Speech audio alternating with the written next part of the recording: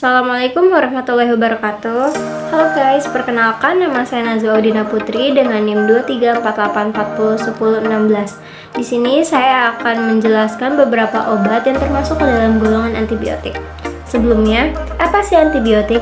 Antibiotik adalah golongan senyawa antimikroba yang mempunyai efek menekan atau menghentikan suatu proses biokimia pada organisme. Obat yang pertama ada obat amoksisilin trihidrat. Obat ini termasuk ke dalam golongan antibiotik penisilin. Kalau mekanisme kerjanya gimana sih? Mekanisme kerja obat ini adalah menghambat tahap akhir dalam dinding sel bakteri sehingga sel akan pecah dan menghambat sintesis dalam dinding sel bakteri dengan mengikat satu atau lebih ikatan penisilin protein. Kalau indikasi obatnya gimana? Indikasi obat ini secara umum adalah pada keadaan otitis media akut, infeksi saluran pernafasan, infeksi saluran kemih, infeksi Helicobacter pylori, dan abses dental. Untuk kontraindikasinya adalah pada pasien dengan riwayat alergi terhadap derivat penisilin lainnya. Untuk efek samping dari obat ini adalah yang sering terjadi umumnya 1-10% itu mual, diare, nyeri abnormal, skin rash, terus nyeri kepala, dan penyimpangan rasa dalam lidah. Obat yang kedua adalah obat cefadroxil. Cefadroxil termasuk ke dalam antibiotik golongan cefalosporin. Mekanisme kerjanya gimana sih? Obat ini bekerja dengan membunuh bakteri penyebab infeksi. Cefadroxil akan menghambat pembentukan dinding sel bakteri yang akan membuat bakteri mati. Kalau indikasi obat ini gimana?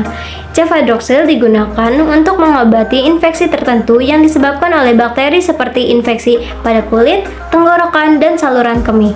Kalau kontraindikasinya, obat ini tidak boleh diberikan pada pasien dengan riwayat alergi cefadroxil dan antibiotik golongan cefalosporin lainnya. Kalau efek sampingnya ada sakit perut, mual, muntah, atau diare. Obat yang ketiga ada obat amikacin sulfat injeksi. Obat ini termasuk ke dalam golongan antibiotik aminoglikosida. Mekanisme kerjanya gimana sih? Jadi, amikacin menghambat komponen bakteri yang menghasilkan protein bakteri penting, menghalangi sintesis protein yang pada akhirnya menghambat pertumbuhan bakteri lebih lanjut. Kalau indikasinya gimana? Jadi, indikasi pemberian amikacin adalah untuk infeksi gram negatif berat seperti pneumonia, dan selain itu juga untuk infeksi saluran kemih tanpa komplikasi yang disebabkan bakteri gram negatif yang resisten terhadap antibiotika lain, serta untuk TB MDR. Kalau kontraindikasinya, amikacin tidak boleh diberikan pada pasien yang memiliki riwayat hipersensitivitas terhadap obat amikacin atau golongan aminoglikosida. Amikacin juga tidak boleh diberikan pada pasien miastenia gravis. Kalau efek sampingnya secara umum adalah gangguan pendengaran di fungsi ginjal, kemudian kehilangan keseimbangan, kelumpuhan otot, demam, ruam, dan sakit kepala, serta tekanan darahnya rendah. Obat keempat adalah obat doxycycline.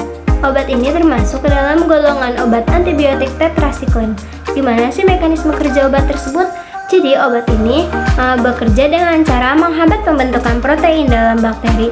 Cara kerja tersebut dapat menghentikan pertumbuhan bakteri sehingga infeksi bisa diatasi dengan lebih mudah oleh sistem kekebalan tubuh. Kalau indikasi obat doxycycline apa? Jadi indikasinya itu gonorrhea non komplikata. Kalau kontraindikasi terhadap hipersensitivitas golongan tetracycline. Efek samping yang mungkin muncul setelah mengkonsumsi doxycycline yaitu kulit terbakar sinar matahari, kemudian hilangnya nafsu makan, mual dan muntah, sakit perut, diare ringan, dan kulit menjadi lebih gelap. Yang kelima ada obat erythromycin. Erythromycin merupakan obat golongan antibiotik makrolid. Mekanisme kerja erythromycin gimana sih?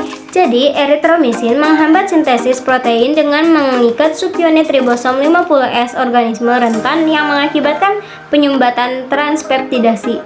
Kalau indikasinya, erythromycin digunakan sebagai terapi standar untuk mengobati pertusis dan diferi. Selain itu, erythromycin digunakan juga untuk mengobati infeksi chlamydia pada anak.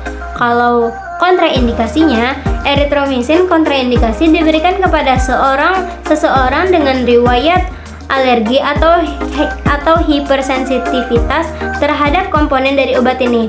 Obat ini juga tidak diberikan kepada penderita gangguan jantung yang mengalami sindrom long QT atau LQTS. Efek samping yang mungkin terjadi setelah menggunakan erythromycin adalah diare, mual, muntah, hilang nafsu makan, gangguan lambung berupa nyeri, kram, atau kembung. Yang terakhir ada obat chloramphenicol. Chloramphenicol merupakan obat antibiotik dari golongan chloramphenicol. Mekanisme kerjanya bagaimana sih? Jadi mekanisme kerja chloramphenicol yaitu menghambat sintesis protein bakteri dengan mengikat secara reversibel ke subunit 50S ribosom sehingga menghambat pembentukan ikatan peptida. Kalau indikasinya, obat ini dapat digunakan untuk mengatasi meningitis, demam tifoid, gastroenteritis, listeriosis, demam tifus, penyakit radang panggul, abses, dan gas gangrene. Kemudian, kontraindikasi chloramphenicol adalah pada pasien yang memiliki riwayat hipersensitivitas, misalnya reaksi anafilaksis terhadap chloramphenicol maupun komponennya. Efek samping yang mungkin timbul setelah menggunakan chloramphenicol yaitu ada mual, muntah, diare, sakit kepala, ruam, sariawan, demam, dan linglung.